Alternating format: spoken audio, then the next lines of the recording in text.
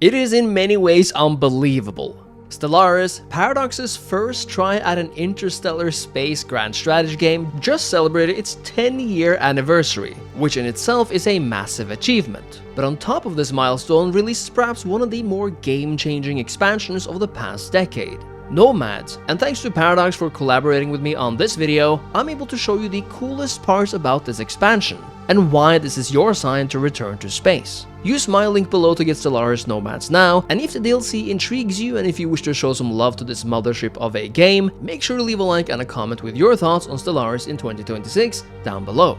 Up until now, Stellaris campaigns have been more or less tied to planets. Whether you are an imperial expansionist empire, a pacifist union, a trading federation, or dimension-breaking mind wardens, planets have always been foundational to your people, but not anymore.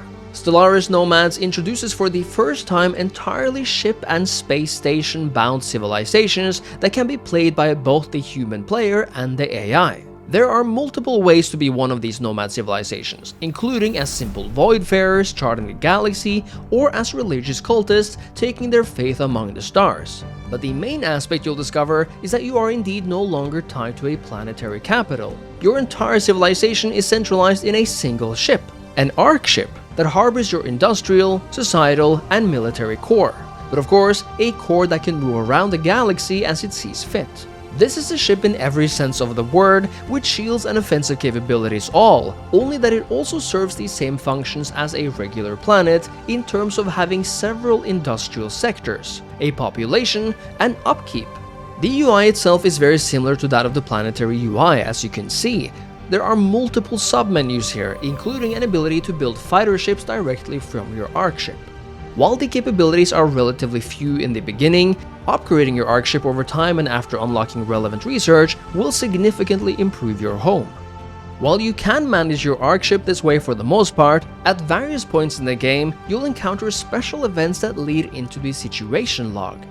One of these event chains is the Grand Refurbishment, where engineers on your ship have found a structural weakness in the ship, which then prompts an event that sees you repair and fix the ship over a series of months. Every so often, choices will be given to you where you're able to impact what happens, including hurrying the repairs or taking extra time to make sure everything is as it should be. While this event is ongoing, your arc ship will be faced with several negative modifiers, so it's important to make sure you balance time and resource management with the safety of your ship.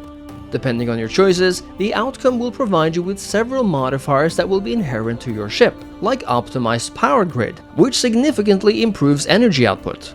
While much, if not all, of your actual industry is located on the arc ship, there remains of course the question of how the heck do you accumulate resources in a state without a planet or colonies? Well, this is where way stations come in.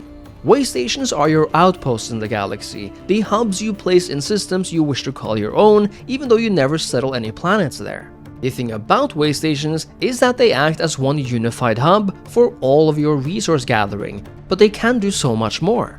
Way stations begin nearly worthless, but with 2 open module slots for you to designate.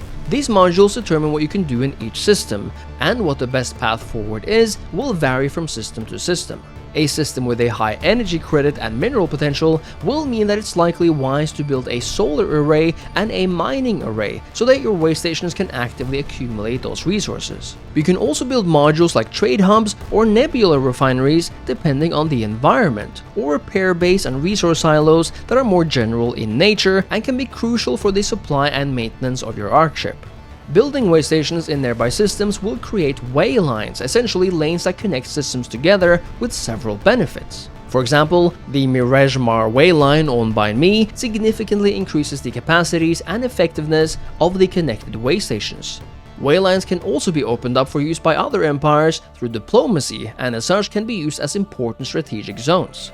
Speaking of other empires, as a nomad, you can take on missions for your neighbors that demand the use of your arc ship. For example, in resource missions that will, when completed, net you a handsome sum of various resources.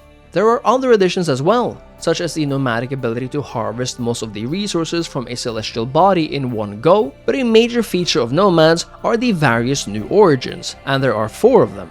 Voidfarers is a kind of standard, non-thematic origin, where you're basically free to do whatever you want from the get-go.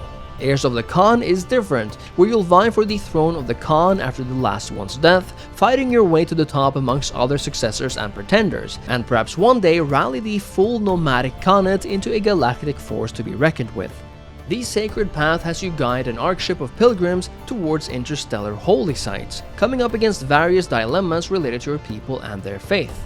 Lastly, the Forever Cruise is as hilarious of a concept as it sounds, where you'll manage an archship and a society on board that's split between a so-called pampered elite that demands new entertainment and sightseeing opportunities, and an overworked crew underclass keeping the dream afloat. You're also able to pick a specific archship that will heavily determine what game you'll have and what you might wish to focus on.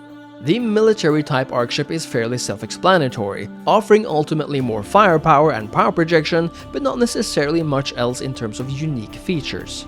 The scientific class is much more geared towards research, technology, and exploration, which can all ultimately give you an edge, and the civilian class archship is focused on industry and resource extraction, most suitable for an economic-focused run. There are so many other things to find and experience in Stellaris Nomads, like the intergalactic fighting arena Champions Forge Live, which regularly ask if you want to participate in the games, and other new mysteries to discover, but these are the main aspects behind this new expansion. I think my favorite part are all tied to the archship, perhaps most importantly the situation log missions, where you'll be able to track the progress of both new unique events and the ever important tracking of your resources, which of course keep your ship afloat. Stellaris Nomads is out now, so make sure to check it out by following my link below and tell me what intrigues you about no longer being tied down by planets. Thank you so much for watching, thank you so much to Paradox for sponsoring this video, and I'll see you next time. Cheers!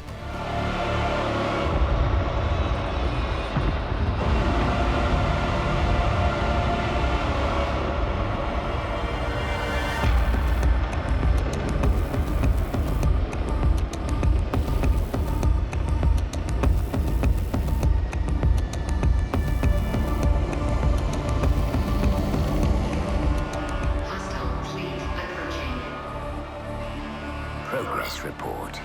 Planetary processing in sections A through E complete. Continuing next section. Planetary processing aborted.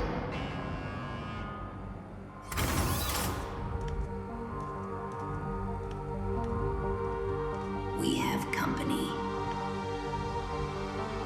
How tiresome. Have we fulfilled our contract? Yes, and a little bonus for ourselves. Good. Initiate Exodus jump.